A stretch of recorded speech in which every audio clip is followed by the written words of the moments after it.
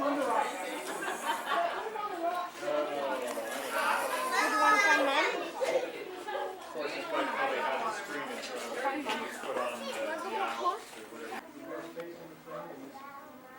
you filming her?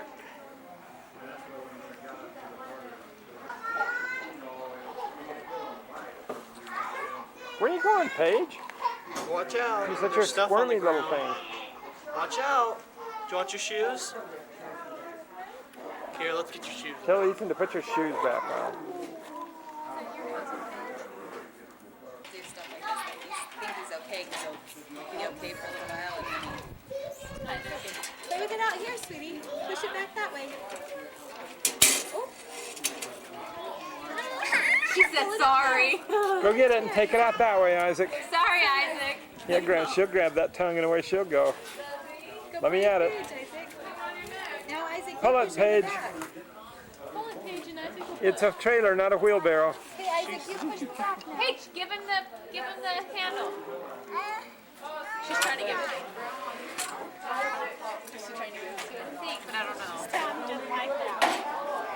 I don't like that. I don't like that. You want to push Isaac? Push the back, Isaac. Push the back.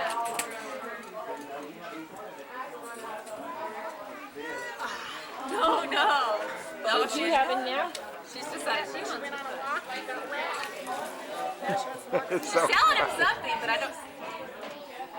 She's saying something to him, but I can't think. Yeah, Cassie, smile. Oh, come on. You're an interesting person. I can think of all sorts of things. Oh, is Paige not playing nice? Paige, let Isaac pull. You push. That would mean absolutely nothing to them. That's what I need to get her for her birthday. I almost Glenn dropped wanted to get her for Isaac. We already know. What are you gonna get her? It's a sand and water play thing. It stands up and stuff. Oh, I've seen that. They climb with like little bridges and stuff. Here. Very good. She's ready to push. Oh, maybe not. Is she gonna give it to him? No. Hey, give him the handle. He's gonna take care of it. Where are you going to be when it ate yours?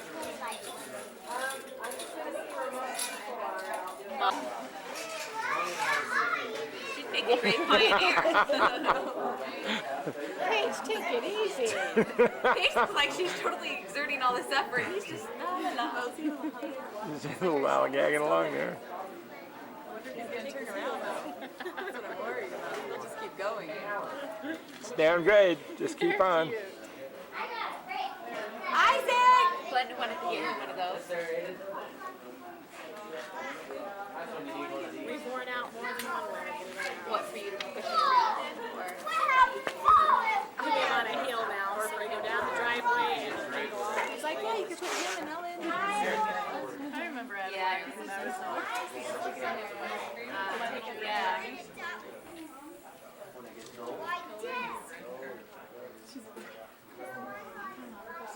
She's like, oops, she must have put her shoe. She's like, all right. When you edit it, you have to put Pioneer Children saying as they walk and walk behind it. I'm going to do it in a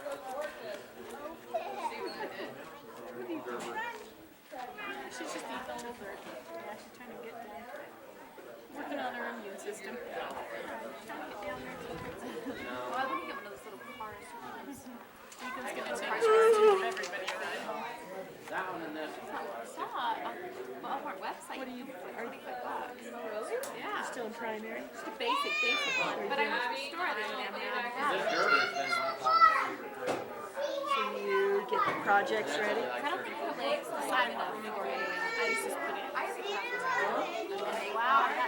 Is that release society? It plays with it. I don't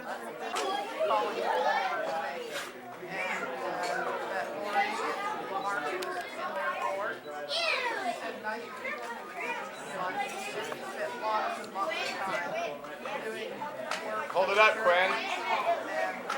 Quinn, hold it up. Oh, never mind.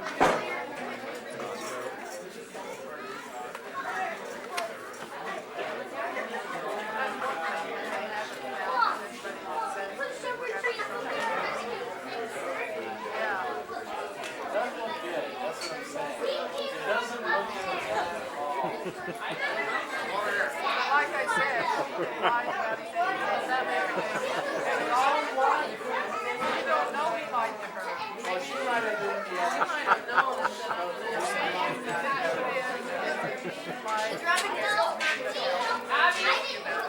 maybe they were going to North Carolina. We'll put those over there. Yes, half. There and get his college degree. And you see if he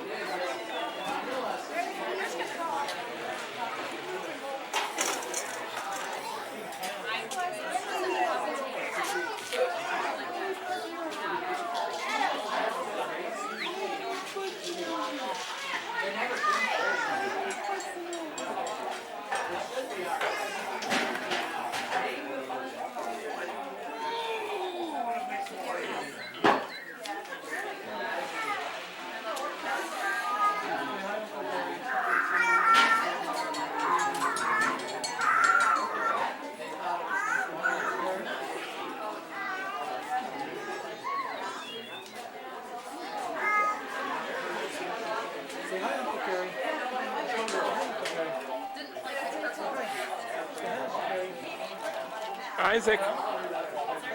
Isaac. Hi.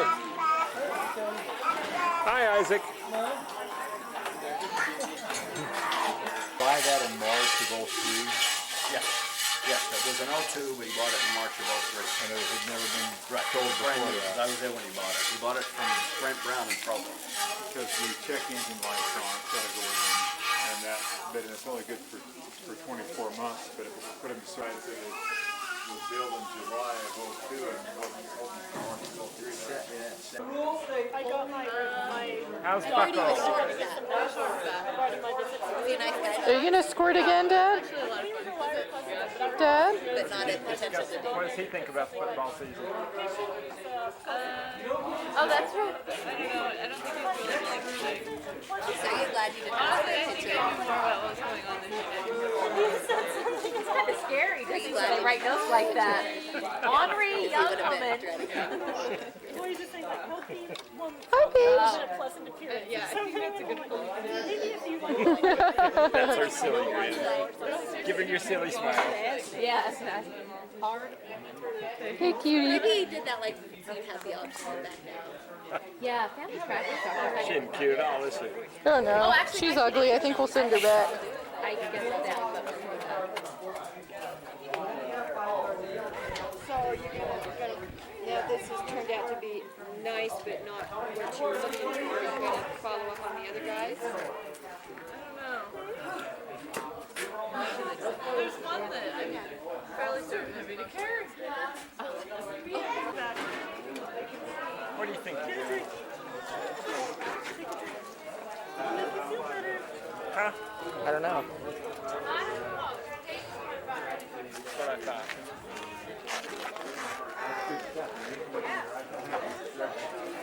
Mommy's coming back in a minute. Look at Andrew. Look at Andrew. Smile for Andrew. Hey, smile for Andrew. Smile for Andrew. No, watch this. This will work. Hey, Going to, Mom.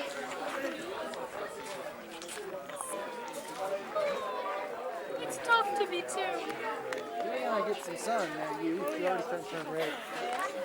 Paige, who's this? Actually, everything seems Who's to be this? tragic.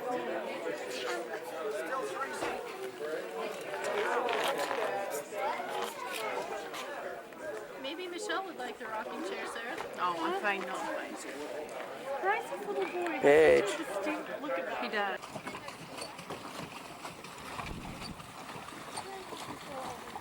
Well, here, give me the paddle. Give me the paddle. Give me the paddle. I've done this all the time. It's gonna be that one. I cannot do it yet. You can, right there. Grab the rope. Toss you the rope. Take us to the island.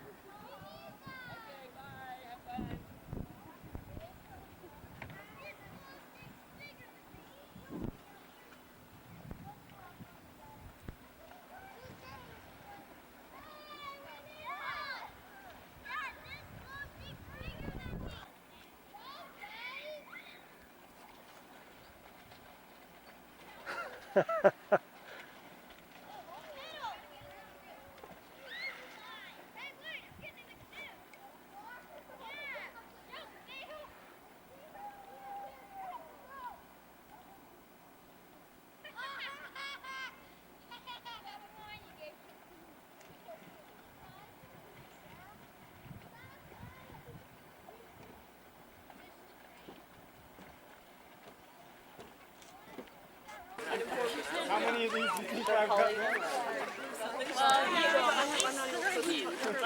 Whether you got them memorized or not, if you make some up, we won't know. Catch everybody. Blue cycle. Let's see, how does that one start? Well, the wife went out of town about a year or so back and left me at home by myself to batch, and after 5 straight nights of TV, I was ready to scream. So I called up this beer drinking buddy of mine. I said, Bill, I ain't having a real good time. He says, why don't we go to the wrestling matches and let off a little steam? Well, I'd never been to the matches before, so when we reached that arena door, the crowd was already backed up plumb out in the street. People was pushing and shoving like cattle. Just getting in line was a heck of a battle. We had to fight like the devil, but we finally got ringside seats. Well, I bought a program as we passed through the door, went to section D, seats 3 and 4, and about that time the announcer stepped into the ring. He said, tonight's the greatest card ever been signed. We got a tag team match that'll blow your mind. Then they lowered the lights and the crowd began to scream. They introduced the Spider from parts unknown with his trusty partner, the Blue Cyclone, and they were taking on a team that never had been beat. Well, the ref checked them over and the rules were explained, and somebody hollered, the Spider's got a chain, and in come the Vulture with his mannish sneaky peek. Well, they rang the bell and all heck broke loose. My legs were shaking like a rubber goose. I'd never seen anything like this, not even in the war. The Cyclone put the buzzard in an airplane spin, then he body slammed him and he did it again. I swear I couldn't see how that old boy could take much more. There was this little old lady right next to me. If she was a day, she was 83. She raised more sin than any man I've ever known. She cussed and screamed in the Cyclone's face till they carried her out like a basket case. Then the police came and formed a circle round the ring. It was right about then in the thick of things that my buddy Bill threw a chair in the ring. And I knew it was time to be heading for the door. Because I saw the Cyclone looking at us and he was rubbing his head and starting to cuss, and I knew if he caught us he'd break Bill's neck for sure. Well, where we parked wasn't too far, and Bill ran so fast he beat me with the car. Locked the doors and wasn't about to let anybody in. I turned around and the Cyclone was there and he said, hey, punk, you forgot your chair. And by the look in his eyes, I knew that this was the end. So I screamed, watch it, clown, I run a school where I teach karate and jujitsu. But before I could finish, he gave my teeth a rake. Then he jumped up real high in the air and both feet caught me like a flying mare. Now tell me then how all that wrestling's fake. Well, he body slammed me 2 or 3 times and put his arms around me from behind. Then he pile drived me right there in the hard concrete. He broke both my arms and 3 of my ribs. I tell you, it's the closest I've ever come to being killed. And that's the last thing I remember before he put me to sleep. Well, I woke up in a hospital bed, stars a-circling around my head, plaster cast on just about every bone. But the doctor said I'd be just fine. These things just take a little time, and 3 weeks later he let me go back home. But I'd laid in bed 3 weeks just thinking, I believe I could have took him if I hadn't been drinking, so the next time we meet, I won't be on no binge. Because I hadn't been the same since we had that fight, and I see this Cyclone in my dreams at night, and I will never be satisfied till I get revenge. Well, the first thing the wife said when I got home is, you better leave the Cyclone alone. She said I might not be so lucky next time. But I said to her, beg your pardon, ma'am, but it wasn't you that got body slammed. I changed the subjects. I've done made up my mind. Well, I talked to Bill, and he said he was willing to. Well, Bill talked to Bill and told him my plan. All he said was, right on, man. I'd do the same darn thing if it had been me. It all happened so quick when that car door slammed. It must have broke something because the door lock's jammed. He was already down. He ducked gone time I got free. Bill said, hey, since you're thinking about taking him again, I know 2 old boys that weigh 210. They'd wade through heck just to fight a circle south. They both lift weights, so you know they're mean, and the 4 of us would make a heck of a team. We might not win, but we darn sure fight to a draw. Well, we talked talked it over and they said they was willing. They'd stop at nothing short of a killing. They said, "Balls, we back you as long as you want to fight." So I checked around at a few of the bars and found out where all the wrestling stars hung out after the matches every Wednesday night. Well, we got there early the following week and got a table where I could see the street and waited for the Blue Cyclone to hit the door. After a while, he finally appeared, sat down at the bar and ordered a beer, and he barely took a sip before I stepped to the middle of the floor. I yelled, "Hey, Cyclone, remember me? I'm the guy you put to sleep, only this time you can see I'm not alone." You see them two big dudes over there? And the Cyclone looked and said, "Over where?" I turned around and son of a gun, they was gone. Well, the Cyclone looked at me and grinned and said, "Okay, punk, here we go again." It seems to me that some guys never learn. Then he waded through them tables and chairs and put a full Nelson on me and grabbed my hair. When he threw me to the floor, I was starting to get concerned. Then came a barrage of judo chops, and I was begging somebody to call the cops before the Cyclone could commit a mortal crime. I tell you, I breathed a sigh of relief when I heard that ambulance siren scream, because I'd be dead now if they hadn't got there on time. Next thing I remember, they was carrying me in. The doctor said, "Oh no, you again?" I said, "Doctor, how long is it going to be this time?" He said, "Boy, if you don't leave the Cyclone alone, one of these days you ain't going home. You need the Undertaker services, not mine." The Blue Cyclone, he's the meanest wrestler the ring has ever known. He'll lay you prone, he'll make you moan, he'll make you moan, he'll make you groan, he'll lay you prone and break your bones. Blue Cyclone.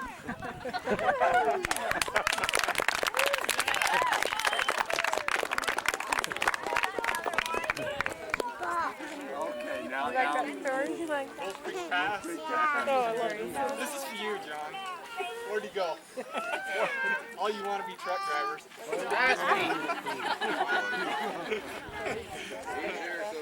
I'm right here. Me and Earl was hauling chickens on a flatbed out of Wiggins, and we'd spent all night on the uphill side of 37 miles of heck called Wolf Creek Pass, which is up on the Great Divide. Yeah, we was sitting there sucking toothpicks, drinking knee-highs and onion soup next, and I said, "Earl, let's mail a card to Mother and send them chickens on down the other side." Well, Earl put down his bottle, mashed his foot down on the throttle, and a couple of boobs from 1,000 cubes in 1948 Peterbilt screamed to life. Yeah, we woke up the chickens. Well, we commenced to trucking, and them hens commenced to clucking. Put 400 head of them Rhode Island Reds and a couple of burned out roosters on the line. Look out below, because here we go. Well, Earl took out a match and scratched his pants and lit up the unused half of a $1 cigar and took a puff, said, "My, ain't this pretty up here?"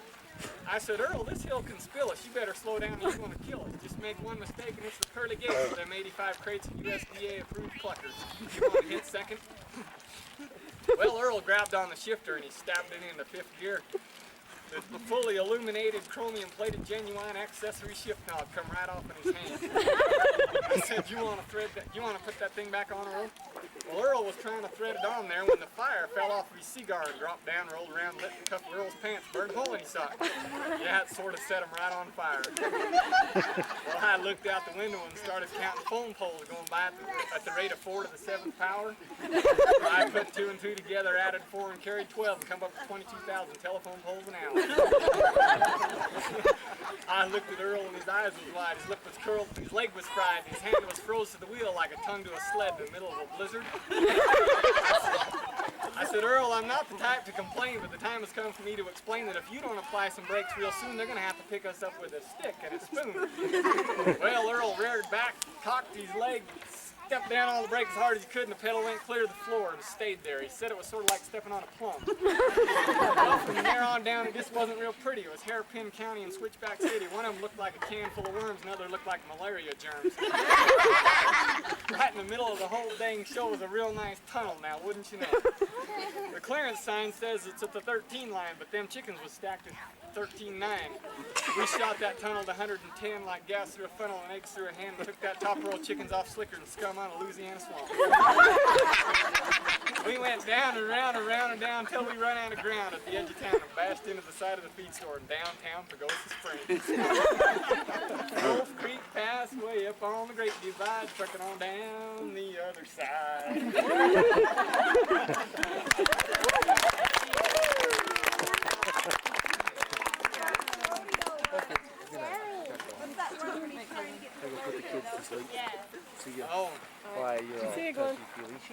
requires me to sing. I can't sing. My Bronco, as long as you can. My car broke down in Billings and they just got to put together. I'll be photo finishing in the old Cheyenne. Well, here I am in Sheridan. It's 9 o'clock in the morning and time's going fast. I just pulled her over, bought some coffee and a donut, and I bought the car a brand new tank of gas. Well, I don't know if I'm going to make it. It's 9:15. I'll be lucky if I ever get there. My gosh, now what's that I hear? Is it a siren? Sure enough, he's got me on his radar. He pulled up behind me and turned on those flashing lights, a sign that I knew meant pull it over. So I stomped on the brake, and as I skidded to the hold, I wiped out 3 reflector posts along the shoulder. He got out of his car and was walking real slow, so I jumped out and met him halfway. He jerked out his gun and said, "Mister, are you crazy? I ain't never seen nobody drive that way." I told him take it easy and he could put up that cannon. The way it's shaking, it just might go off. He put up the gun as I explained my situation. He listened to my story, then he coughed. He wrote me out a ticket that seemed to take forever. I took it, and as I headed for my car, that cop, he hollered after me and said, "Hey, cowboy, you better slow down because you can't outrun this radar." As I rode on down the road again, I was a-cursing and a-swearing about the ticket that I had just acquired. I wondered if I ought to pay it or throw it out the window, lit a match and set the dang thing afire. So I gunned it once again and was traveling down the road with the gas pedal mashed to the floor. When I come around the curve and right there in the highway, there's more dang sheep than I've ever seen before. I'm going too fast to ever stop, so I just close my eyes as the car roars on through the herd. When I open up my eyes again, there's a sheep on the fender and the herder's saying some mighty awful words. The sweat's dripping off my hands as I barrel through old Weepling. I'm a nervous wreck and I must be a sight. The flies inside of this old car are buzzing all around me. I guess my 24-hour deodorant quit last night. 60, 50, 40, 30, 20 miles more. The rodeo starts in another 18 minutes. I pull her through the main gate as I hear the anthem playing. I can't believe it. I finally made it. There's only one more obstacle that's standing in my way. It's a nitwit with a weekend badge. He's standing by the gate, and as I slide her to a halt, he says, "Where in the heck you going so doggone fast?" I tell him I'm entered and I ain't got time to talk. My horse is in the chute and I'm late. He says I need to get a pass from the secretary. My eyes get red and heart fills up with hate. I yelled, "You dirty so-and-so, you better let me through." He asked if I'd repeat that once again. So I whacked him in the mouth and then I left him lying there on his back, kicking in the sand. I got there just in time to see my horse come running out. His head and tail was held way up high. I swear he looked right straight at me and grinned and gave a horse laugh, and me, I just stood there and cried. I turned around feeling helpless and merely dumbfounded. I looked, and what did I see? 3 highway patrolmen and a gateman with a fat lip, and they were all looking right at me. Sitting in the cell now, I've done a lot of thinking about that wild run I made a month ago. I'm sorry that I'm in this rotten situation. If I could do it again, I wouldn't have drove so slow.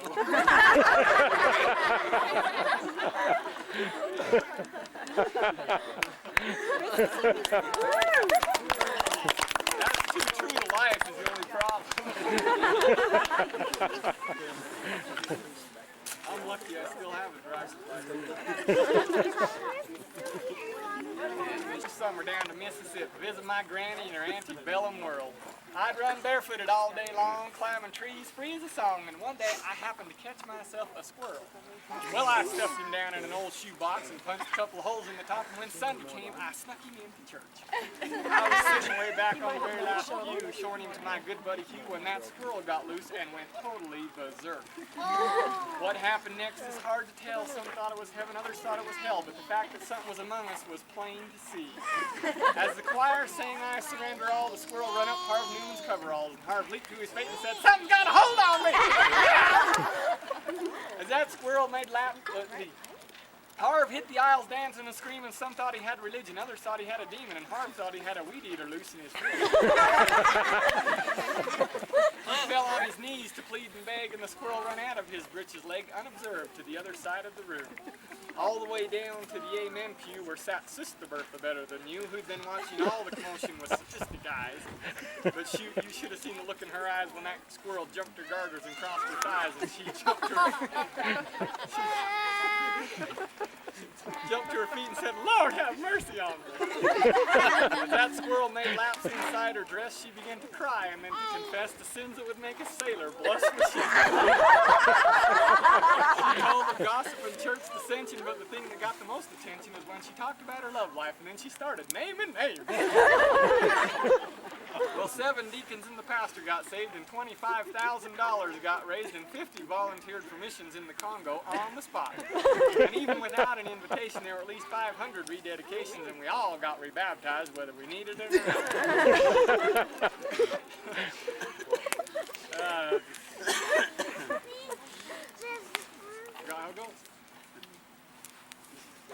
Now, you've heard the Bible stories, I guess, how he parted the waters for Moses to pass. Oh, the miracles God has brought into this old world. But the one I'll remember till my dying days is how he put that church back on the narrow way with a half-crazy Mississippi squirrel.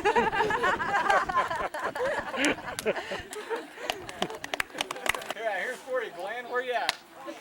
Oh no, he went to his tent. I'll show it to him later. Let's see. Hey, Cassie. A hunk of a man with the beer in his hand, he looked like a drunk old fool. And I knew if I hit him right, well, I could knock him off of that stool. But everybody said, hey, watch out, that's Tiger Man McCool. He's had a whole lot of fights, and he's always come out the winner. Well, I'd had myself about 5 too many, and I walked up the tall and proud. I faced his back, and I faced the fact that he had never stooped or bowed.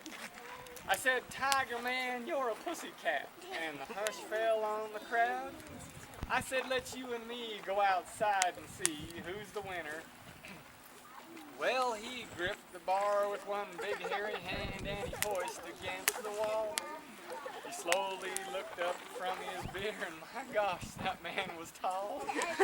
He said, boy, I can see you're a scrapper, so just before you fall, I'm going to tell you just a little of what it's like to be a winner. Now you see this these bright white smiling teeth, you know they ain't my own. Mine rolled away like chiclets down a street in San Antone. But I left that person cursing, nursing 7 broken bones, and he only broke 3 of mine. That makes me the winner. Now behind this grin, I've got a steel pin that holds my jaw in place. A trophy of my most successful motorcycle race. And if it wasn't for this glass eye of mine, why, I'd shed a happy tear to think of all that you're gonna get by being a winner.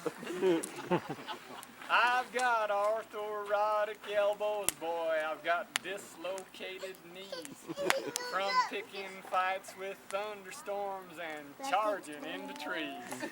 And my nose has been broke so often, I might lose it if I sneeze. Boy, you say you still want to be a winner? Now, oh, geez. Well, I staggered from that barroom, not so tall and not so proud.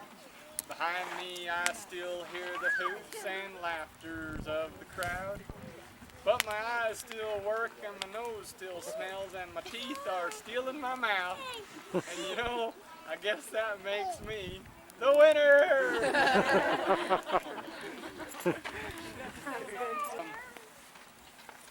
How does that work? That was one of the broken... This broken back was a dying act of a handsome, hairy play. That sticky Cincinnati night I stole his wife away. But that woman, she gets uglier and she gets meaner every day. But I got her, boy, and that makes me the winner.